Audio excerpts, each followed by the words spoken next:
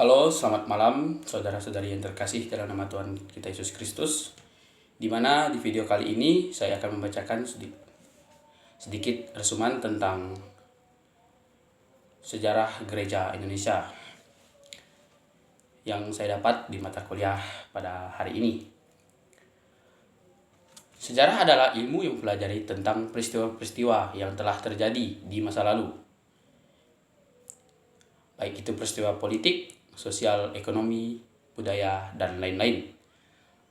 Sejarah juga dapat diartikan sebagai kisah atau catatan tentang peristiwa-peristiwa yang telah terjadi.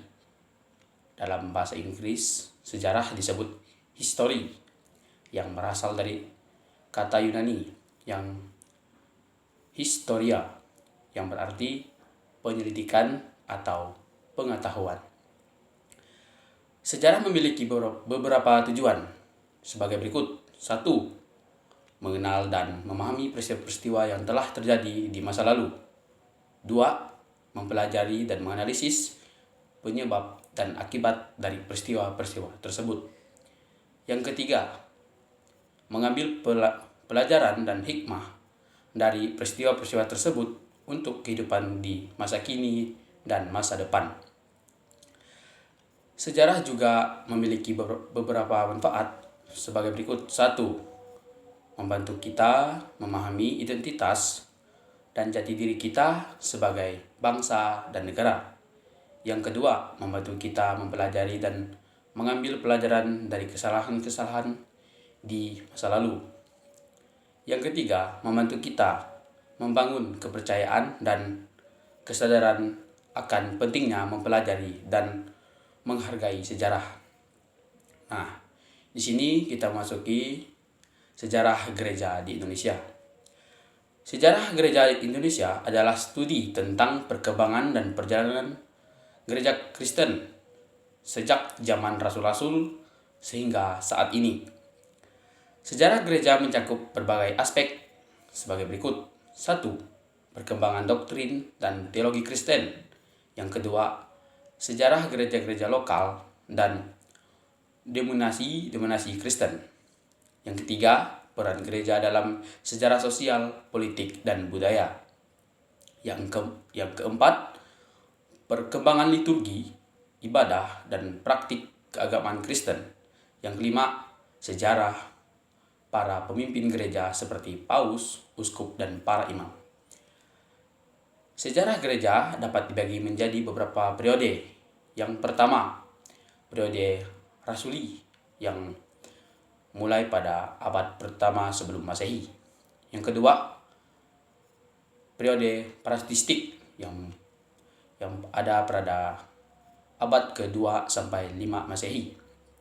Yang ketiga, ada periode abad pertengahan yang dimana abad ke-5 sampai 15 Masehi. Yang keempat, periode reformasi yang dari abad 15 sampai ke-16 sebelum Masehi. Yang kelima, periode modern yang dimulai dari abad 16 sampai 17 sampai 20 Masehi. Yang terakhir, periode kontemporer abad 20 sampai 21 Masehi. Studi sejarah gereja penting karena membantu kita memahami 1. Akar dan identitas gereja Kristen. Yang kedua, perkembangan doktrin dan teologi Kristen. Yang ketiga, peran gereja dalam sejarah dan masyarakat. Yang keempat, bagaimana gereja telah berpartisipasi dan berubah seiringnya waktu. Di sini ada periode awal, yaitu tahun 1511 sampai 1602. Yang pertama, pengenalan agama Kristen. Agama Kristen pertama kali diperkenalkan di Indonesia oleh para misionaris Portugis pada tahun 1511. Yang kedua, pembangunan gereja Kristen di Indonesia. Pertama kalinya di Indonesia dibangun di Maluku pada tahun 1522. Periode VOC dan pemerintahan kolonial. di tahun 1602 sampai 1942.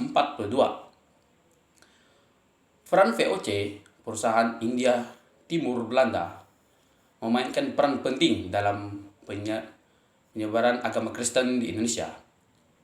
2. Pengembangan gereja-gereja.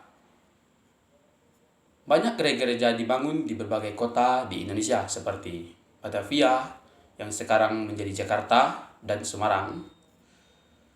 Yang 3. Misi dan pendidikan gereja. Para misionaris dan pendidik Kristen memainkan peran penting dalam penyebaran agama Kristen dan pendidikan di Indonesia. Di sini ada periode kemerdekaan dari tahun 1942 sampai 1965. Yang pertama, kemerdekaan Indonesia. Indonesia memproklamasikan kemerdekaannya pada tanggal 17 Agustus 1945. Yang kedua, pengakuan gereja di Indonesia. Gereja-gereja di Indonesia mulai mengembangkan identitas dan otonomi mereka sendiri. Yang ketiga, peran gereja dalam pembangunan. Gereja-gereja di Indonesia mulai terlibat dalam pembangunan sosial dan ekonomi. Di sini kita masuki periode modern di mana dari tahun 1965 sampai sekarang saat ini. Yang pertama, pengembangan gereja.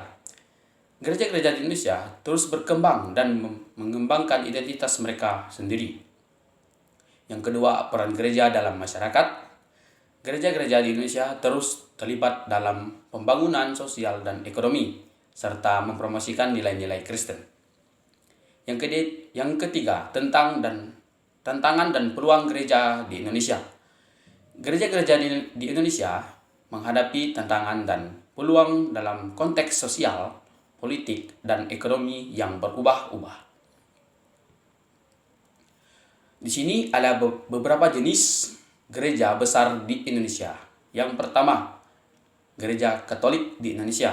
Yang kedua, gereja Protestan di Indonesia atau GPI. Yang ketiga, Gereja Kristen Indonesia atau GKI. Yang keempat, Gereja Pentakosta Indonesia atau GPDI. Baik, di sini ada beberapa tokoh yang sangat penting dalam sejarah Gereja Katolik masuk ke Indonesia. Yang pertama, Santo Fransiskus Xaverius pada tahun 1506 sampai 1552. Yang kedua, Monsinyur Albertus Sugrio Pranata tahun 1896 sampai 1963. Uskup. Beliau merupakan uskup pertama di Indonesia yang memainkan peran penting dalam pengembangan gereja Katolik di Indonesia. Yang ketiga, tidak kalah pentingnya, yaitu Kardinal Julius Darmata Madja pada tahun 1934. Beliau merupakan kardinal Indonesia pertama yang memainkan peran penting dalam pengembangan gereja Katolik di Indonesia. Baik, sekian video yang dapat saya sampaikan. Kedepannya kita akan menyampaikan beberapa pertemuan lagi untuk mata kuliah sejarah gereja Indonesia. Tuhan Yesus memberkati.